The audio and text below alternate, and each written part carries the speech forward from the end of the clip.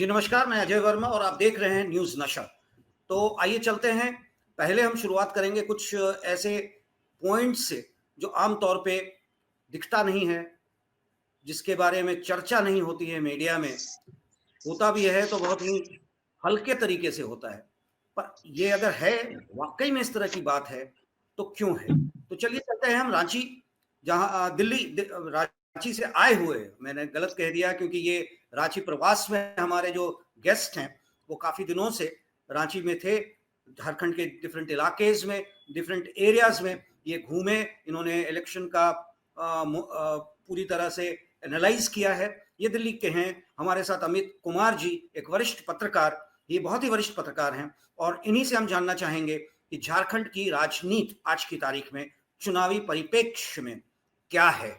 साथ ही हम जानना चाहेंगे कि वाकई वहां पर जो देखने को मिला घुसपैठ शब्द का, तो किसी ने कहा कि घुसपैठ, अगर भारतीय जनता पार्टी ने बांग्लादेशी घुसपैठियों की बात की तो जयमम ने, हेमंत सोरेन जी ने भारतीय जनता पार्टी के अंदर जो घुसपैठी की बात है उस पे की। ये घुसपैठ जो है बड़ा अजीब शब्द है और इससे ही हम अपने इस शो को शुरुआत करना चाहेंगे कि कैसे पार्टी या गठबंधन के लोग अपने सत्ता को कायम रखने के लिए, सीट हथियाने के लिए, शब्द है हथियाना, कोट एंड कोट हथियाने के लिए, कैसे दूसरे दल से लोगों को अंतिम मौके पे इंपोर्ट करते हैं और सीट दे देते हैं। क्या इससे कार्यकर्ताओं का मनोबल नहीं टूटता?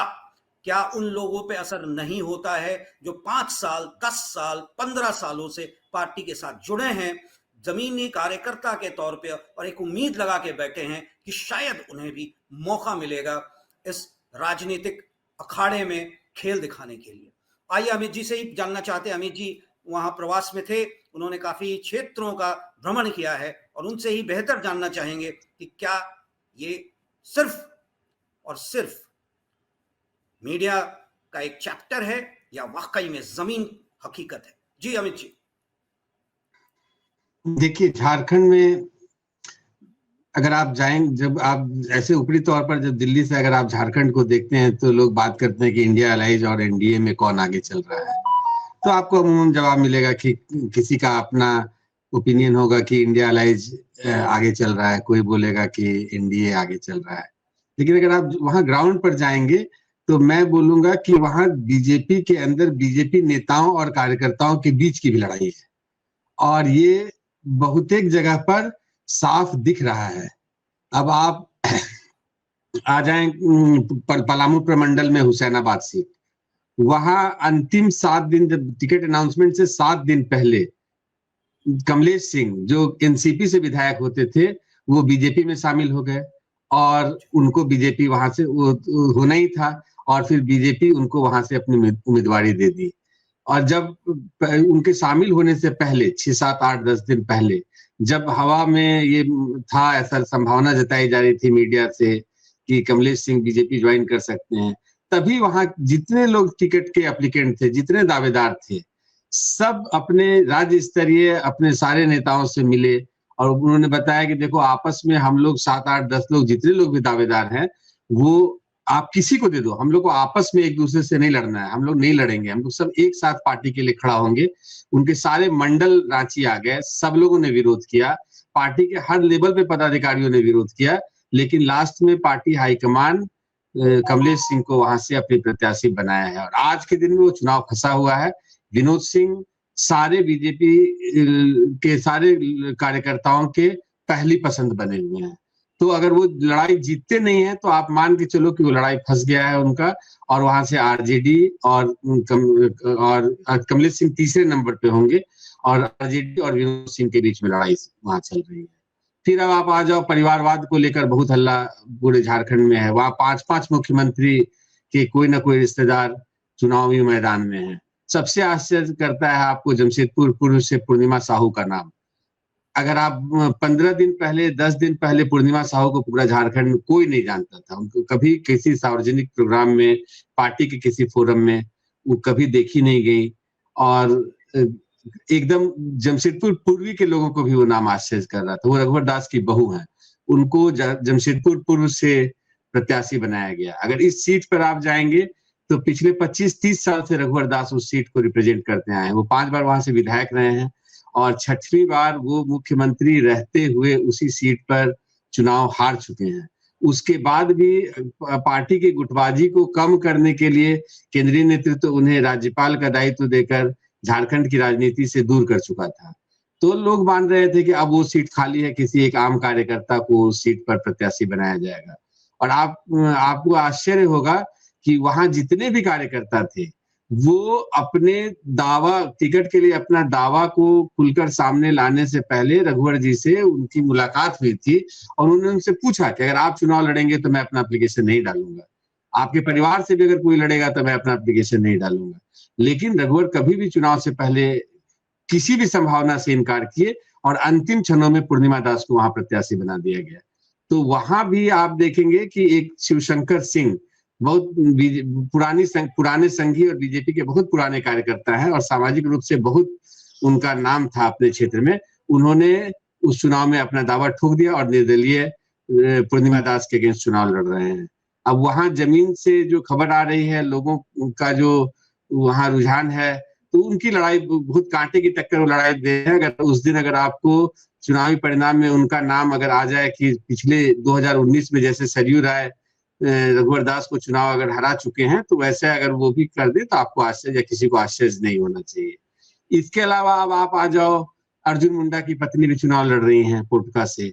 चंपई सोरेन अभी चुनाव से 1 महीना पहले अगर बीजेपी में आए तो अपने साथ साथ उनके पुत्र को भी टिकट मिला, उनके एक आध दोस्त को भी टिकट मिला। तो 3-4 क्षेत्र में तो बीजेपी के जो पुराने कार्यकर्ता थे वहां कोई ना कोई तो कार्यकर्ता ऐसा उम्मीद लगाए बैठा हुआ था कि मैं ही चुनाव लड़ूंगा या मैं नहीं लड़ूंगा तो मेरा कोई साथी चुनाव लड़ेगा। तो अब देखो, अब जहां से सराय काले से ये सरायकला से जहां से वो ये लड़ रहे हैं चंपई सोरेन चुनाव, वहां पर जो बीजेपी का जो प्रत्याशी राइवल होता था आज वो जेएमएम के टिकट से लड़ रहा है और ये बीजेपी के टिकट से लड़ रहे हैं। दोनों उम्मीदवार वही है, पार्टी बदल गया है। तो आप सोचो कि ग्राउंड पर कितना कार्यकर्ताओं में कितना उलझन होगा। फिर मधु कोड़ा की पत्नी गीता कोड़ा चुनाव लड़ रही हैं। अब उस हम लोग बीजेपी पर हमेशा से बात करते रही है कि करप्शन के अगेंस्ट मैं और उसके खिलाफ ही हमारा चुनाव होता है। अब मधु कोड़ा और उनका सारा मंत्रिमंडल, जो अगर आप गूगल सर्च भी करोगे तो मोस्ट करप्ट गवर्नमेंट पूरे दुनिया में हुआ था, आज उस मुख्यमंत्री समेत उनका सारा मंत्रिमंडल बीजेपी के साथ है और कहीं ना कहीं से चुनाव लड़ रहा है। कमलेश सिंह भी, जो मैं हुसैनाबाद की बात कर रहा था, तो कमलेश सिंह भी उनके मंत्रिमंडल में एक मंत्री थे और अब गीता कोड़ा चुनाव लड़ रही हैं। अब आप इधर ढुल्लू महतो अभी हाल ही में सांसद हुए हैं धनबाद सीट से, उनके भाई चुनाव में लड़ रहे हैं। तो अब आप बताओ कि कार्यकर्ता अगर आप गिनती करोगे तो आपको पता चलेगा कि 10-15 सीट ऐसा है जहां पर एक बहुत प्रमुख कार्यकर्ता लगातार से टिकट का इंतजार कर रहा था, संघर्ष कर रहा था कि मुझे टिकट मिलेगा, और अंतिम क्षण में अनएक्सपेक्टेड अमंग कार्यकर्ता आप मान सकते हैं कि 3-4-5 दावेदार में किसी एक को मिला। तो वो कोई पैमाना नहीं होगा कि ये अच्छा है, ये जीतेगा, ये नहीं जीतेगा। लेकिन कार्यकर्ताओं की पार्टी रही है शुरू से बीजेपी।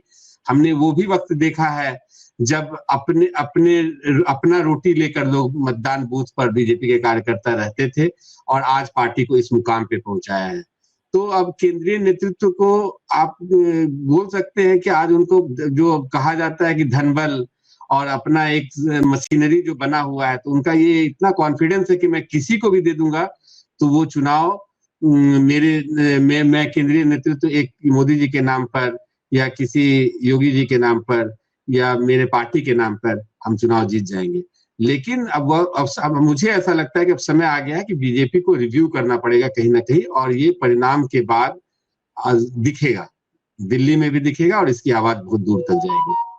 अमित जी, यानी कि साफ जो जाहिर हो रहा है आपकी बातों से वो यही आ रहा है कि परिवारवाद के नाम पे धन पशुओं के साथ जो चुनाव लड़ने की कोशिश भारतीय जनता पार्टी जैसी पार्टी कर रही है, पहले तो कम से कम संघ का एक रोल होता था। क्या संघ क्यों शांत है, ये मैं आपसे जानना चाहता हूँ।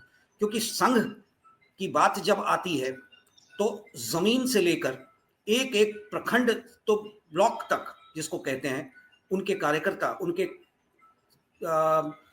रिप्रेजेंटेटिव्स हुआ करते हैं, और वहां अगर उदासीनता छा जाए, क्योंकि भारतीय जनता पार्टी के बारे में है कि अगर भारतीय जनता पार्टी आज कहीं उपलब्धियां हासिल करती है तो उसके पीछे कहा जाता है कि संघ का बहुत बड़ा रोल था तभी, वरना 2024 देख लिया, जिस तरीके से 400 की बात करने के बाद 240 में अटक गया भारतीय जनता पार्टी, और जो बातें आई सामने कि संघ ने खुलकर वो रोल अदा नहीं किया जो हमेशा से भारतीय जनता पार्टी के लिए कहा जाता था कि करते हैं लोग, क्योंकि यही आम लोगों के बीच में थी कि संघ वोटर्स को वोटिंग स्टेशन तक ले जाने तक का काम करता था, और संघ के कार्यों को देखते हुए लोग खुद ब खुद उठ के चले जाते थे। और जब आप संघ को दरकिनार कर रहे हैं बातों में, इस तरह की टिकट बंटवारे में, या फिर केंद्र में आ जाएं तो राष्ट्रीय अध्यक्ष के नाम पे भी बड़ा बवाल मचा हुआ है, तो आम कार्यकर्ता को आप अगर दरकिनार कर रहे हैं, संघ को दरकिनार कर रहे हैं, पूंजी और धन बल के नाम पे सिर्फ टिकट और परिवार के नाम पे टिकट का बंटवारा हो रहा है, और खासकर दो बाहर से संयोजक जो है, जिनको शायद झारखंड की स्थिति से वो वाकिफ भी ना हो, ऐसी स्थिति में भारतीय जनता पार्टी एनडीए जो क्लेम कर रहा है कि हम इस बार सरकार बनाएंगे, ये लगता है क्या सच होगा, ये एक सपना फिर रह जाएगा इनका? देखिए, लड़ाई तो बहुत कड़ा है। अब देखिए, दो तीन पैमाना है जिससे हम लोग अंदाज लगाते हैं कि सरकार के नजदीक सत्ता के कुर्सी तक कौन पहुंचेगा। अब जिससे इनकी इंडिया अलायंस का जो सबसे इंपॉर्टेंट पार्टनर जेएमएम है, उसके दो स्टार प्रचारक हैं, खुद मुख्यमंत्री हेमंत सोरेन और उनकी पत्नी कल्पना सोरेन। उनके सभाओं में आप देखेंगे कि 20-30 हजार आदमी लगातार घंटों बिना कुर्सी के इंतजार करता रहता है। वो जो चार्ज हैं वो दिखता है। और बीजेपी के सभाओं में बहुत खर्च करके आप बड़ा पंडाल बनाते हैं, 10,000 कुर्सियां रखते हैं, एक बहुत बड़ा मशीनरी पीछे काम करता है कि हर लोगों को लेके ढोके वहां पहुंचाएगा, उनके रास्ते में खाने पीने की व्यवस्था करेगा। तब भी कई सभाओं में, बड़े बड़े नेताओं के कई सभाओं में कुर्सियां खाली रह गई। तो आप मशीनरी का एक लिमिटेशन है, क्या है कि एक मशीनरी का लिमिटेशन है, लेकिन जब आप धन बल और बाकी सब बल से जब आप बहुत समृद्ध हो जाते हैं तो आपको कहीं ना कहीं एक अहंकार आ जाता है। ये हमको लगता है कि एक अहंकार आ गया है, जिससे संघ का जो एक निचला कार्यकर्ता है, जो अपने आइडियोलॉजी के बेसिस पर जान लगाना, एक दिन का आप बोल सकते हो कि मतदान के दिन सुबह 5 बजे से लेकर शाम के 6 बजे तक वो फील्ड में एक अलग फोर्स काम करता रहता है। उसको किसी पैसे की जरूरत नहीं है, उसको किसी ने कहा नहीं होता है, लेकिन वो अपने हर जानने वाले को फोन करेगा, वो लगातार मतदान केंद्र में खड़ा रहेगा, वो हर आने जाने वाले से ओपिनियन लेगा, अपने पार्टी की आइडियोलॉजी को वो दोहराएगा बार बार। तो ये चीज मिसिंग है। अगर जो आप धन बल से जो दावा करते हैं कि मैं हर मोहल्ले में एक भाड़े का आदमी जिसको एक दिन का अगर पैसा देके एक उसको ऑटो दे दिया कि भाई लोगों को ढो के लाओ, तो ये होता नहीं है। ये आप वहां का परसेंटेज ऑफ वोटिंग भी देखकर इससे आप अंदाजा लगा पाएंगे कि वोटर शिथिल हैं। और ये रिव्यू का वक्त आ गया है। मतलब एक अब जो आदमी राजनीतिक रूप से बहुत परिपक्व नहीं है, बहुत दिलचस्पी नहीं लेता है, उसको भी कहीं ना कहीं समझ में आ रहा है कि संघ और बीजेपी का खास करके नेताओं के बीच में, बीजेपी के नेताओं और संघ के बीच में एक दूरी बढ़ा है।